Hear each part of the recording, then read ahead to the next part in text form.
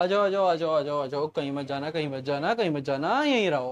So welcome back guys, welcome back to MS academy YouTube channel, जिसमें हम कर रहे थे क्लास 11th की biology, chapter number 14, breathing and the exchange of gases. जिसमें exchange of gases वाला portion क्या होता है, हमारा रेस्पिरेशन होता है। एक्सचेंज कैसे, एक्यूमुलेट करेंगे हम O2 को हमारे बॉडी के टिश्यूज या ऑर्गन्स, और बदले में रिलीज करेंगे कार्बन डाइऑक्साइड, जो कि फिर बॉडी से बाहर निकल जाएगी।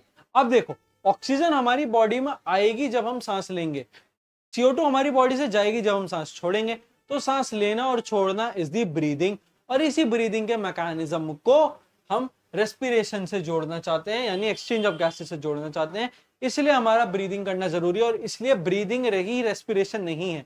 Breathing is not respiration, breathing is a way to respiration. Breathing वो रेस्पिरेशन की मंजिल नहीं, ब्रीदिंग वो रास्ता है जिससे हम रेस्पिरेशन की मंजिल तक पहुंच सकते हैं। यानी आपकी मंजिल मनाली है और आप जा रहे हैं बाय रोड, तो गाड़ी आपके लिए ब्रीदिंग होगी। रेस्पिरेशन का प्रोसेस यानी एक्सचेंज ऑफ गैसेस का प्रोसेस मनाली, ब्रीदिंग यानी रास्ता जिस पर आप गाड़ी चला के एकदम अपने दोस्तों के साथ गेड़ी मारते हो मनाली निकल जाओगे, जबकि आप तो घर से बाहर सिर्फ चाय पीने गए थे, आपको नहीं पता आप कैसे मनाली पहुंच गए। तो अब देखो, इसी ब्रीदिंग के हम रेस्पिरेटरी वॉल्यूम्स और कैपेसिटीज को समझते हैं। तो सबसे पहले तो एक बेसिक नॉलेज का ज्ञान जो कि याद रख लो ऐसे ही, एक हेल्दी ह्यूमन पर मिनट 12 से 16 के बीच में सांस लेता है, यानी 12 बार वो सांस लेगा छोड़ेगा, या 16 बार मैक्सिमम वो सांस लेगा छोड़ेगा। मैं अगर 1 मिनट नॉर्मल सांस लूं, ये मैं जानबूझ के कर रहा हूं तेज, तो ये 12 से 16 से भी एक्सीड कर देगा, but normally it will remain in the range between 12 to 16। सांस लेना छोड़ना एक काउंट होगा, एक बार सांस ली छोड़ी एक, दूसरी बार सांस ली छोड़ी दो, ऐसे 12 से 16 हमारा ब्रीदिंग रेट है। अब देखो, बीच में बात करते हैं, यहां पर इधर बात करेंगे वॉल्यूम्स की। तो सबसे पहले होता है टाइडल वॉल्यूम। टाइडल वॉल्यूम क्या है सर? सुनो सुनो, मैं कुछ लिखूंगा नहीं, आपके पास एनसीईआरटी है जिसको आप अगर खोल के बैठे तो बहुत अच्छी बात है। एनसीईआरटी क्या कहती है? एनसीईआरटी क्या कहती है? एक हेल्दी ह्यूमन नॉर्मली अपने अंदर सांस खींच रहा है और छोड़ रहा है, दोनों का वॉल्यूम सेम है, जो कि है 500 ml, जो कि हमारा टीवी यानी टाइडल वॉल्यूम है। टाइडल वॉल्यूम मतलब वो नॉर्मल इंस्पायर या एक्सपायर करते हुए, नॉर्मली सांस लेते और छोड़ते हुए हम कितना वॉल्यूम ऑफ एयर अंदर ले रहे हैं और कितना वॉल्यूम ऑफ एयर बाहर छोड़ रहे हैं, वो हमारा टाइडल वॉल्यूम होता है। टाइडल वॉल्यूम जो है इधर है 500 ml। अब देखो, इसमें एक और आइडिया दिया हुआ है, पर मिनट, पर मिनट जो हमारा बॉडी है वो कितना कितना हम पर मिनट, अगर मैं इस 500 को पर मिनट करता रहूं तो वो हमारे को एक पर मिनट का ज्ञान दे देगा, जो उसके जस्ट नीचे लिखा हुआ है। इधर लिख नहीं रहा मैं, क्योंकि इधर लिखने का कोई फायदा नहीं है उसको बताने का, उसको जस्ट आप यूं अंडरलाइन कर दो, वैसे कभी पूछते नहीं, बट एक पूछे तो आपको वाला याद होना चाहिए, इसलिए मैं कह रहा हूँ एनसीईआरटी खोल के बैठो इधर, एनसीईआरटी खोल के बैठो इधर। अब देखो, अब टाइडल वॉल्यूम के बाद हमारे पास आती है inspiratory reserve volume. Inspiratory reserve volume IRV करके एनसीईआरटी ने लिखा होगा। ये क्या है? ये क्या है? इंस्पायरेटरी रिजर्व वॉल्यूम, यानी मैं जब टाइडल वॉल्यूम अपने अंदर ले लूं, 500 ml ले लिया, नॉर्मली इंस्पायर करा, इसके बाद मैं ज्यादा से ज्यादा कितना अपने अंदर सांस खींच सकता हूं जानबूझ के। तो देखो देखो, अब देखना, इधर देखना, 500 लिया, 500 से ज्यादा खींच लिया, एकदम 500 से ज्यादा खींच लिया, औकात के बाहर की सांस खींच ली जितनी जरूरत भी नहीं थी बॉडी को। तो ये जो औकात के बाहर की हम सांस खींचे वो कितनी हो सकती है? 2500 से 3000 ml, 2500 से 3000 ml। अगला देखो, अगला देखो, ERV। ERV क्या है? अब देखो सर, ERV देखो सर, ERV देखो, ERV देखो क्या है? मैंने नॉर्मली सांस ली, नॉर्मली सांस छोड़ भी दी, 500 निकल गई। अब नॉर्मली सांस छोड़ने के बाद मैं कितनी एक्स्ट्रा सांसें छोड़ सकता हूं, वो मेरा एक्सपायरेटरी रिजर्व वॉल्यूम। मैं अगर उसे ना छोड़ता, सिर्फ 500 छोड़ देता, तो वो तो मेरे अंदर रह जाती ना, जिसे मैं छोड़ सकता हूं, बट मैंने छोड़ के देखना चाहता हूं। मैं चाहता हूं, मेरे अंदर मस्ती आ रही है, मेरे को देखना है कि मेरे अंदर और कितनी सांस बची थी जितनी मैं और निकाल सकता था, मैंने सिर्फ 500 निकाली। तो देखो, 500 ली, 500 छोड़ दी, 500 से ज्यादा छोड़ दी, तो 500 को हटा के जितनी एक्स्ट्रा सांस में छोड़ सकता हूं वो है 1000 से 1100 ml, 1000 से 1100 ml। अब देखो सर, अब देखो ये क्या है सर, रेजिडुअल वॉल्यूम क्या है। सांस हमने जरूरत से ज्यादा छोड़ दी, यानी हमने 1100 से 1100 ml लेजिट हमने सांस बाहर निकाल दी। हमने 500 ली, 500 भी छोड़ दी, 500 के बाद हमने 1100 और छोड़ दी। उसके बावजूद हमारे लंग कोलैप्स नहीं हुए।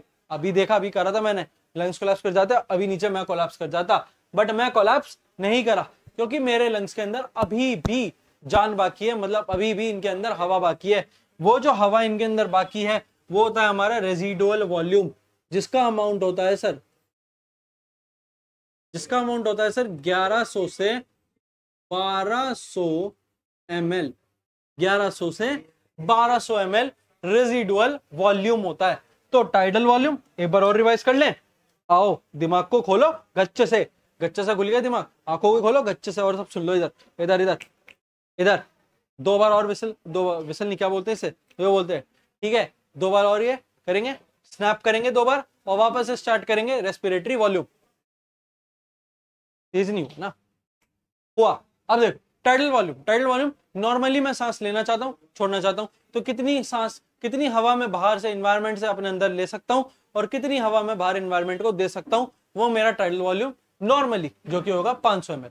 IRV inspiratory reserve volume, normally मैंने सांस ली एनवायरनमेंट से, और नॉर्मली लेने के बाद मैं कितनी और सांस एक्स्ट्रा एनवायरनमेंट से ले सकता हूँ, कितनी और हवा ले सकता हूँ, 2500 से 3000 ml। उसके बाद नॉर्मली मैंने हवा अंदर ली, हवा नहीं मतलब, हाँ मतलब एयर अंदर ली, वॉल्यूम ऑफ एयर मैंने हवा अंदर ली नॉर्मली, और उसके बाद में कितनी, और फिर मैंने वो नॉर्मली हवा बाहर छोड़ भी दी। उसके बाद में कितनी और छोड़ सकता हूं, मैं छोड़ना नहीं चाहता बट मेरे को देखना है, कैलकुलेट करना है, नंबर निकालना, तो मैंने और छोड़ दी जरूरत से ज्यादा 1000 से 1100, और 1000 से 1100 छोड़ने के बावजूद मेरे पास कितनी हवा अंदर बच गई, वो क्या है सर, मेरा रेजिडुअल वॉल्यूम, जो कि 1100 से 1200 ml। अब देखो सर, इन्हीं सबको ऐड करके हम अपनी कैपेसिटीज निकालेंगे। कैपेसिटीज क्या क्या है हमारे पास, जरा बता देते हैं। सबसे पहले इंस्पायरेटरी कैपेसिटी, जाहिर सी बात है इंस्पायरेटरी कैपेसिटी क्या होगी, कितनी मैं नॉर्मली सांस ले रहा था और कितनी मैं उससे ज्यादा भी खींच सकता हूं, यानी टाइडल वॉल्यूम प्लस आईआरवी, समझ में आ गया होगा, टाइडल वॉल्यूम प्लस आईआरवी, जो कि क्या है 500, प्लस मैं मैक्सिमम लिमिट लेके जाता हूं ताकि आपको एक मैक्सिमम रेंज बता दूं, जो कि है 3500 ml। इसके बाद देखो सर, इसके बाद है सर जी एक्सपायरेटरी कैपेसिटी, यानी मैंने देखो, मैंने नॉर्मली सांस ली, नॉर्मली है ना सांस ली, उसके बाद मैंने नॉर्मली सांस भी छोड़ दी, और नॉर्मली सांस छोड़ने में मैंने जरूरत से ज्यादा भी छोड़ दी, तो मैंने 500 ml बाहर छोड़ दी, और फिर मैंने 1100 ml भी बाहर छोड़ दी।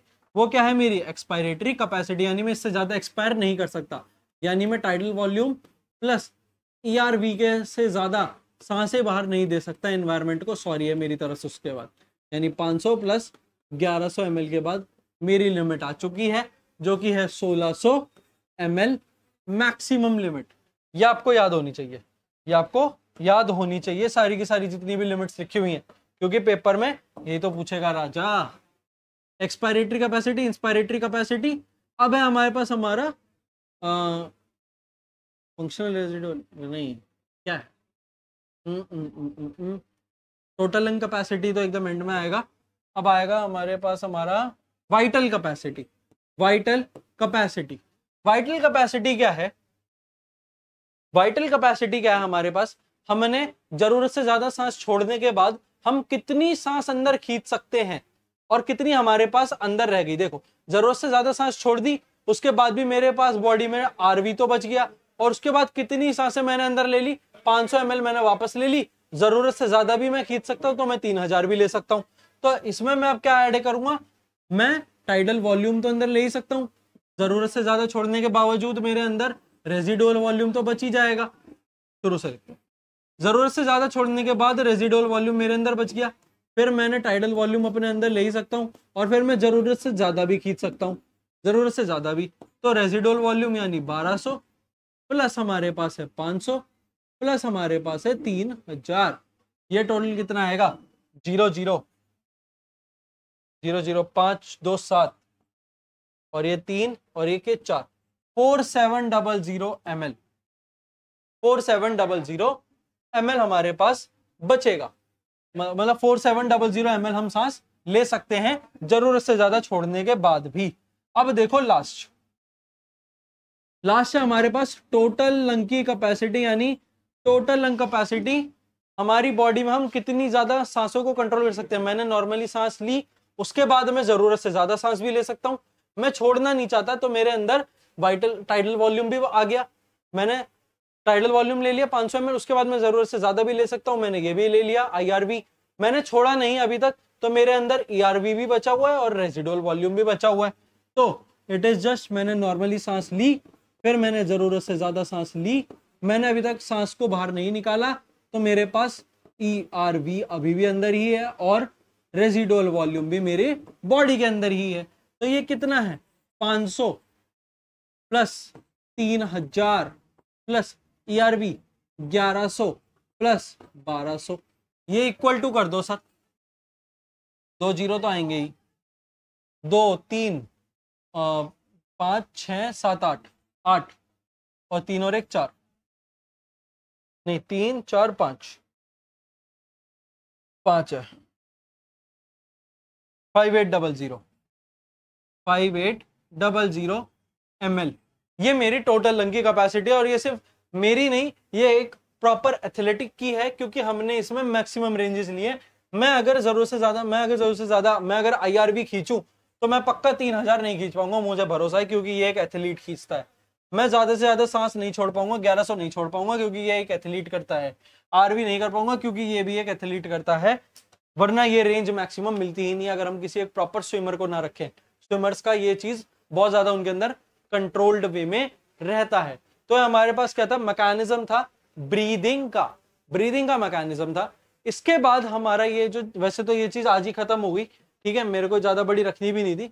इसके बाद हम क्या जानने वाले हैं, हम अपना नेक्स्ट लेक्चर में क्या देखेंगे, डबल सर्कुलेशन, और हम देखेंगे हमारे लंग्स की प्रोटेक्शन कैसे होती है, लंग्स की प्रोटेक्शन कैसे होती है 4 दिशाओं से। या अगर हम अभी खत्म कर दे तो सही रहेगा क्या, अभी कर देते चलो। लंग्स को देखो, लंग्स को कैसे कैसे प्रोटेक्ट होने की जरूरत है। लंग्स को सबसे पहले प्रोटेक्ट करने की जरूरत है उसके पीछे से, कि कोई पीछे से चक्कू घोंपे तो लंग्स को कुछ ना हो। फिर लंग्स को प्रोटेक्ट करने की जरूरत है आगे से, कि आगे से कोई चक्कू घोंपे तो उसको कुछ ना हो। फिर उसको प्रोटेक्ट करने की जरूरत है साइड से, कि साइड से कोई टक्कर मार दे तो उनको कुछ ना हो। और फिर उनको जरूरत है करने की नीचे से कोई क्या करेगा, नीचे से वो कुछ नहीं करेगा। नीचे से हो सकता है नीचे से गैस का प्रेशर पड़ रहा हो उनकी बॉडी के अंदर ही जो प्रेजेंट होती है। तो अब देखो, अगर डॉर्सल है तो हमारे पास पीछे हमारी रीढ़ की हड्डी यानी हमारा वर्टिब्रल कॉलम है जो उसको प्रोटेक्ट करके रखेगा, वर्टिब्रल कॉलम। फिर आगे की साइड हमारे पास क्या है, स्टर्नम है, एक बीच में हड्डी होती है। जब मैं बोन्स वाला चैप्टर पढ़ाऊंगा तब इस स्टर्नम को दिखा दूंगा। इधर होती है ऐसे होती है बीच में, ठीक है। अब देखो लैटरली क्या है सर, लैटरल यानी साइड से हमारे पास होता है हमारा रिब केज, जिसके अंदर हमारे लंग्स बंद होते हैं। और अगर लोअर साइड देखे तो ऑलरेडी बता दिया था लास्ट लेक्चर में, डायफ्राम इसको डिवाइड करता है इसके लोअर बॉडी से, ऊपर की तरफ वाली अपर बॉडी को और लोअर बॉडी को ये क्या करता है, डिवाइड कर देता है। तो इस तरीके से हमारे पास हमारा जो लंग्स है वो प्रॉपरली पीछे आगे साइड नीचे चारों दिशाओं से ये हमारे पास क्या रहता है, कवर्ड रहता है, प्रोटेक्टेड रहता है किसी भी इन्वायरमेंटल स्ट्रेस, किसी भी एक्सीडेंट। और वैसे इसके पास एक और चीज होती है, वो भी मैंने नहीं बताया, चलो बता देते, अच्छा वो याद आ गई। इसके अराउंड एक इसके पास एक ऐसे फ्लूइड फिल्ड कैविटी होती है ऐसे, जिसके अंदर पानी भरा हुआ है, कि इफ अगर कोई इन बोन्स को तोड़ के अंदर तक भी आ जाए तो भी लंग्स को नुकसान ना हो। और इनके अंदर ऐसे फ्लूइड भरा होता है जिसको बोलते हैं प्ल्यूरा। इस फ्लूइड को बोलते हैं प्ल्यूरा, इस लेयर को बोलते हैं प्ल्यूरल फ्लूइड। प्लूरल नहीं है, प्ल्यूरल है, प्लू नहीं है, प्ल्यूरल फ्लूइड है। और ये प्ल्यूरा जो होता है ये प्रोटीन का बना होता है, बस ये है हमारे पास थोरैसिक चेंबर और थोरैसिक प्रोटेक्शन या थोरैसिक कवरिंग। इसके बाद हम स्टार्ट करेंगे अपना डबल सर्कुलेशन देखेंगे, कैसे डबल सर्कुलेशन का मैकेनिज्म होता है। ऑलरेडी आप 10th क्लास को उसमें 10th क्लास में ऑलरेडी पढ़ चुके हैं, वेल अवेयर हैं। थोड़ा सा मेरे को उस चीज को पॉलिश और रब करने की जरूरत पड़ेगी, जो आपको करवा दूंगा मैं नेक्स्ट लेक्चर में। तब तक लेते रहो जिंदगी के मजे विद थोड़ी सी पढ़ाई। Thank you so much.